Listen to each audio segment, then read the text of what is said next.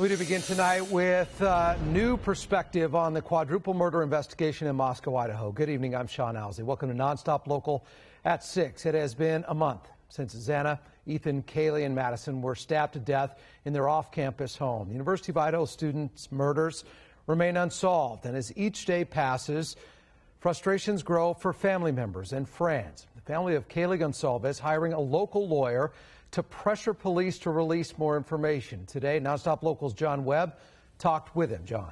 Yeah, good evening, Sean.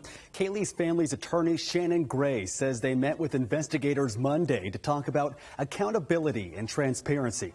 He told me today that the family has not been getting the information they desire. In fact, at times, they were finding out new info from the media rather than police.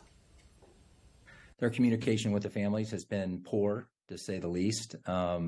And we wanted to make sure that changed. Tonight, the family attorney challenging the Moscow Police Department. He says there's been too many different officials saying too many different things about the investigation. For lack of a better term, there were too many roosters, and there needed to be one person that was the putting the message out, doing the interviews for the investigation, all of those things. So the left hand knows what the right hand's doing. Gray says that mixed messaging does not instill confidence in the families or the public.